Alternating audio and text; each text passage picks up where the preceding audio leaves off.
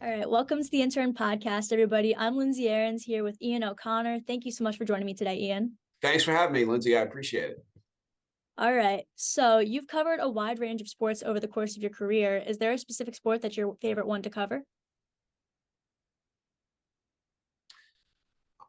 I love writing about golf, and it's sort of man or woman against nature or against his or her own doubts. And I think there's golf is one of those sports that I think lends itself to good writing. But I really love writing about uh, baseball, the NFL, the NBA. I'm not much of a hockey person. I didn't grow up playing it, so that's part of the reason I do appreciate playoff hockey in particular. I have a tough time following during the regular season.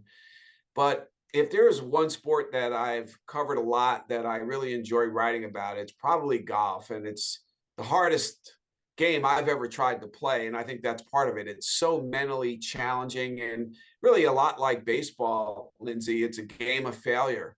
So you really get to learn a lot about it when you see golf. And I think that's partly why I'm writing about it.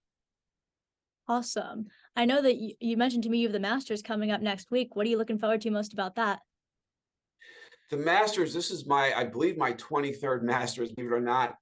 And it never fails to deliver on Sunday. The drama on the back nine is really, it makes it my favorite sporting event to cover. And this doesn't get talked about or written about a lot when it comes to the Masters, but it's a smaller field than the other majors. And in that field are generally older former Masters champions who have no chance to win. There are some amateur champions who are invited to play who have really no chance to win. So if you want to win, you have to beat only about 25, 30 people. And the field this year, for instance, is only 89 deep. So that's why Tiger Woods has won as many as he has, 5, and Jack Nicklaus won 6. And so usually big name players win the Masters. So you'll either get that on Sunday on the back nine, or you'll get one of those top tier guys sort of falling off and collapsing near the end. We've seen that multiple times at Augusta National, and that creates special drama as well. But it's the beauty of the arena. It's the fact that Augusta National is like Wrigley Field or Fenway Park in golf. They play it on the same venue, same course every year. And so I think even if you're not a golf fan, you know about Augusta National, and that really adds to the special nature of the tournament. Awesome. That's great to hear that that's your favorite thing to cover because I know you've done so much in the course of your whole career. So I know you're at the New York Post now, but can you take me through a timeline of your career and everything that you've done to get to where you are today? Well, a long time ago, I graduated from Marist College, and so that was 1986. And I actually started with a journalism fellowship in Arizona for a summer that got me going in my career.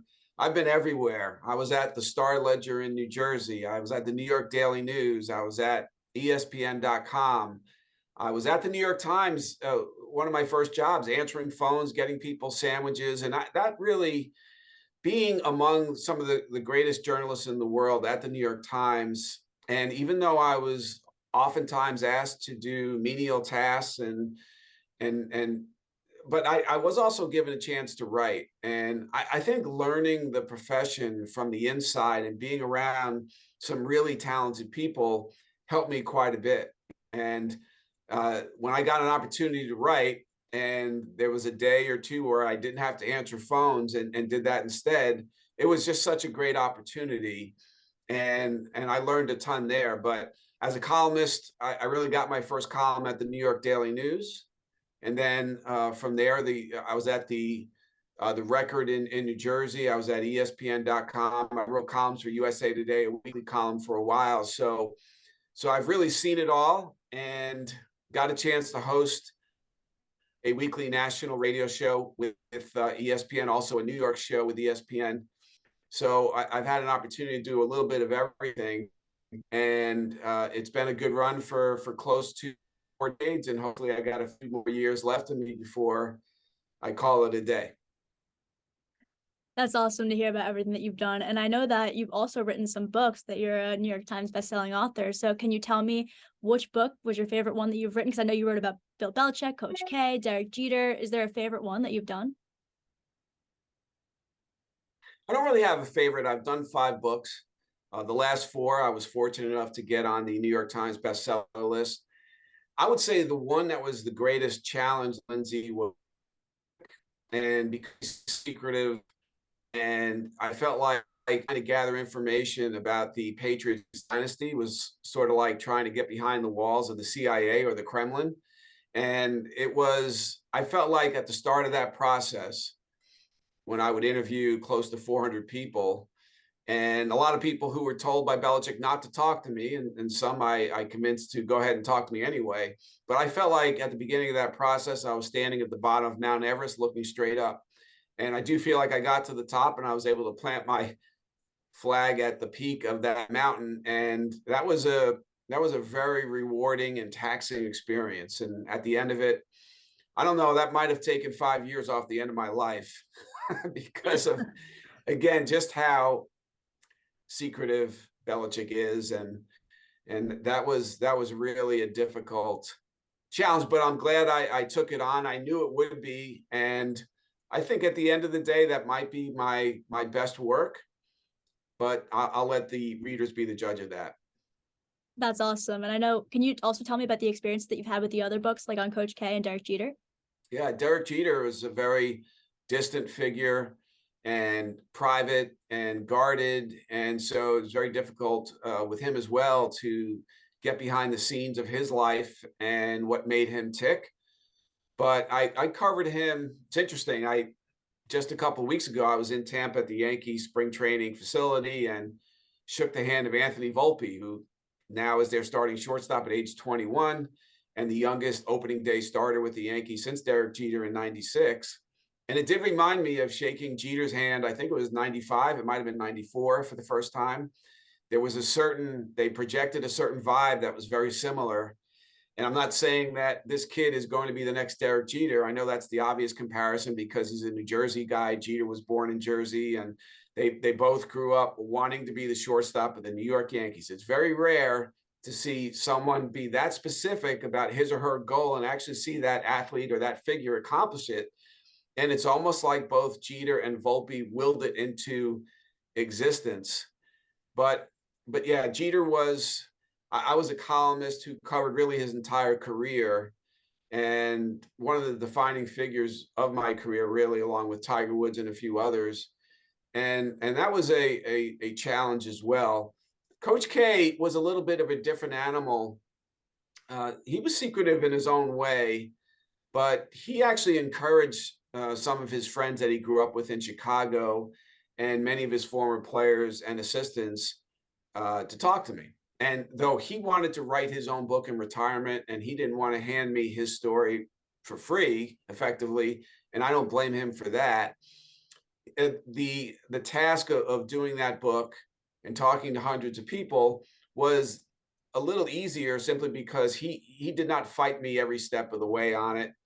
It's almost like he surrendered to the inevitability that I was going to do it, and did actually, when people asked him, is it okay if I talk to this author, he, I think, nine times out of 10, if not 19 times out of 20, said yes, go ahead and do it. So that was an interesting book to do, in part because I was there for his greatest moment. The Duke Kentucky game in 1992 is considered maybe the greatest college basketball game ever played in the Philadelphia Spectrum, and I was there courtside for that. Christian Laettner's shot at the buzzer to win it and send Duke to the Final Four. Of course, they went on to repeat as national champions, and so I feel like I witnessed a lot of his career up close and personal, and that was a rewarding experience as well, doing that book. That's awesome. That's so cool that he was easily accessible to you with that and people were willing to talk to you, and hearing about how Belichick and Jeter wasn't as easy. And I love how you transitioned to talking about both, because that actually was going to be the question that I was going to ask your thoughts on, but you already touched on that. So I appreciate it. No, listen, I'm willing to. Volpe is good. It's going to be fascinating to watch him. And just, I was talking to Steve Donahue, who has been a Yankees trainer, or at least this year was his 45th spring training. He's taking on more of an emeritus role now with the Yankees. And he told me that Anthony Volpe is one of the nicest kids he's ever dealt with in those 45 years. And you could see it's genuine. He radiates, there's a certain it factor about him. There's no question about it. And clearly, just watching him for 15 minutes in the spring, he is a really talented and driven prospect. So I wouldn't be surprised if he makes a run at a Jeter-esque career over 20 years in the Bronx. It's funny, back in 96, at the end of spring training, the Yankees thought of demoting Derek Jeter back to AAA. Now, at least George Steinbrenner and one of his aides did. And some other people in that room, like Brian Cashman, Gene Michael, Joe Torre, wanted to go ahead with Derek Jeter as their starting shortstop as a rookie. And he was Rookie of the Year, and he led the Yankees to a World Series championship, their first of four in his first 5 years. And I think Volpe, he was so good in the spring that it was really the opposite of that. There was nobody in the organization who thought, well, we still need to get him some more seasoning in AAA. After he performed the way he did, Jeter had a very difficult spring in 96. Volpe was amazing. So they made a tough decision, or he did easy. And I do think that this Yankee team with some stars in their 30s, it's really a positive thing to have somebody at 21 playing the signature position and bringing that kind of energy every day. I would not be surprised if you told me that he helped them win a World Series this year. That would not shock me at all. I can't say I'd be shocked either. They've been, I mean, obviously they won yesterday. Aaron Judge hit the home run first at bat. So they're definitely moving with some momentum. And I know you've gotten to cover them throughout your career. Can you tell me about your experience with that? And I know you got to talk to George Steinbrenner too. Can you tell me about that experience? Yeah, well, covering George Steinbrenner, he's probably the most famous owner in the history of American sports. I guess you could make a case for Jerry Jones, but George also was really the founding father, or one of them, of free agency in American sports. And I think he should be in the Hall of Fame. It really is a joke that he's not, despite his flaws and the mistakes he made to get suspended multiple times. Just the impact he had on American sports, never mind just baseball, is staggering. And he needs to be in the Hall of Fame. But I would say it's funny that when you mentioned the Yankees and Steinbrenner, I immediately defaulted to a phone call I had with him in the middle of the playoffs in 2007. It was near the end of his reign as Yankees owner and emperor. And the Yankees were losing a best-of-5 series with Cleveland, George's hometown, 0-2. They had lost the first two games. So now it was sudden death for 3 straight games. And they never got to game 5. They lost in 4. But before game 3, I got him on the phone. And he had not given an interview all year. And he had health issues, and he had become something of a recluse, really. And before that game 3, I got him on the phone at his hotel in Manhattan, and he threatened to fire Joe Torre if the Yankees didn't win that series. That Joe Torre is a Hall of Fame manager who had already won him 4 World Series titles. So that was the headline. And I was on the phone with him. It was only, I don't remember, it was maybe 15 minutes, but he said about 5 or 6 newsworthy things, particularly threatening his manager's job in the middle of the playoffs in New York, the biggest and loudest market in the country. So that was a big story. That was probably the biggest story I ever had. So when I think of the heyday of those Yankees and George Steinbrenner, I immediately go to that phone call, and I was really shocked I was able to get him on the phone, and then ultimately happy that I did. That's insane, that story. I mean, like you said, it's crazy to be covering the New York market, the biggest one of all. Can you tell me that experience, like covering New York sports? You need thick skin because, and really, I've been a paid critic for a long time, but you have to take criticism as well, whether that's people criticizing your books, your columns. Social media, of course, is now a forum where that happens all the time. People criticizing you on sports talk radio in New York. And it's a loud market. You have to have a strong voice or else you'll get lost. So there are times that people, even that I have a lot of respect for, I had to write difficult things about, or severe opinions about, and maybe I ended up not speaking with that person for the next year or two. That's happened on multiple occasions. And eventually you iron things out and you get past them, and you move on, and you're able to cover those figures again and get access to them. But It's not easy. It's not for everybody. I actually think that the idea that the New York marketplace is a whole lot tougher than other places is overblown to some degree. I think in New York, if you win, you're celebrated like nowhere else. You're lionized, and there are a lot of benefits and rewards to playing and winning in New York that maybe don't exist elsewhere. The downside is when you lose in New York, it could get pretty rough. But I think it even gets rougher in Philly and Boston, maybe. So Jeff Van Gundy, the former coach of the Knicks, once told me there's Philly, Boston, and New York, and everywhere else in sports is Club Med. And I think that's a pretty accurate assessment.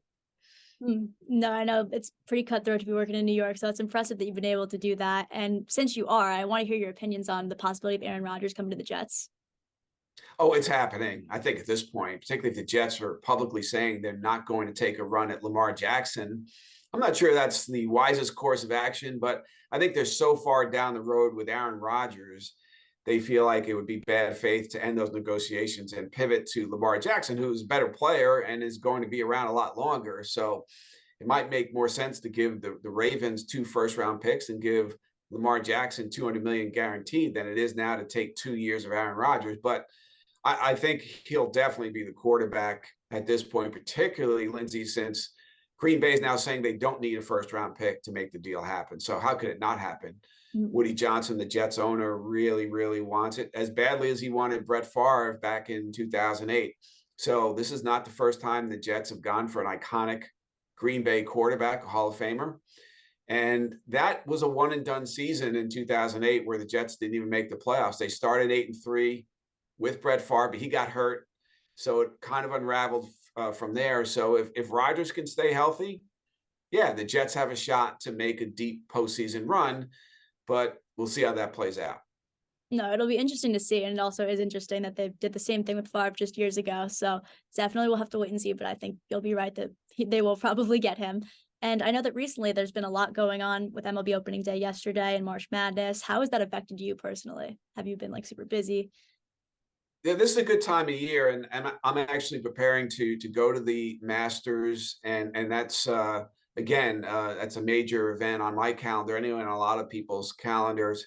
So you have baseball opening, you've got the NCAA tournament now, the Final Four, you've got the Masters, and of course the Aaron Rodgers story is ongoing here in New York. Rick Pitino just taking over St. John's recently. I think that's a big story. It's going to be because I think college basketball is down. The one and done rule has really diminished college basketball. The transfer portal has made it a real transient place. But Rick Pitino to St. John's, if and I think he will elevate St. John's to a national program, if not a power. I could see them in the Final Four within 3 years. He's that kind of coach. I'm not the biggest fan of him off the floor, but he is a great, great coach. That's a big story too. And I think that New York's a place if you want to stay busy, and it really is an age in our business of specialization. And my preference has always been to do a little bit of everything as a general columnist. I love the variety of my job. And I do realize that the most visibility and in a lot of cases, the most money, the biggest deals in the sports journalism are found in specialization. But I follow my heart, and my heart really brings me to different places covering different sports. And I think you could still do that, even though being a general columnist, I guess a lot of people would say isn't what it used to be, but it's still very rewarding to me. And particularly in New York, I think there's a need for it, a strong voice and a versatile voice. And that's what I try to be. No, I think that's awesome that you don't just stick to one thing and you branch out to so many different sports. The variety is just awesome, and it's so cool that you get to do that. And do you have a specific moment in your career that you would say was the most memorable for you? Outside of the George Steinbrenner interview, I think the moment that I guess now means the most to me, Lindsay, is in 2019. I was there when Tiger Woods won the Masters, and he was never supposed to win again. And somehow he overcame all of his injuries and his really self-imposed adversity with the scandals, more than one. So I've heard from fans who said, "Oh, don't give credit to Tiger Woods for overcoming adversity when most of it's his own fault." That's true to a degree, but he did overcome some physical things and surgeries, the spinal fusion surgery, and to win a major for the first time in 11 years at Augusta was pretty special. My brother, I got a ticket to the Masters for the first time, and I gave it to my brother, and he had never been to a major championship golf tournament. And I'll never forget when Tiger made the birdie on 16 on Sunday, we had a point blank view of it. We got lucky and a security guard gave us a break. And we were right there when Tiger made that putt. And we're walking to the 17th tee. And I said to my brother, Dan, you've never been to a major before. You are now witnessing the greatest Masters of all time. And so he got a kick out of that. I did too. And as it turns out, unfortunately, he died months later unexpectedly. So that was the last trip we ever had together. And I almost didn't get that ticket. I almost didn't get the ticket to him. And I'm so thankful afterward and after his tragic death that we had that trip together. That was our last real moment and trip together. So to me, I think no matter what happens from here on out, that will always be the most memorable sporting event that I covered. Wow, I'm sorry about your brother. That is a very moving No, story, thank you. and I'm glad that you guys got to experience that together. And I hope that the Masters goes well when you get to cover it next week. Good luck, and thank you so much for talking to me and for your time. I really appreciate it. I wish you the best of luck, Lindsay, and thanks so much. It was my pleasure. Thank you.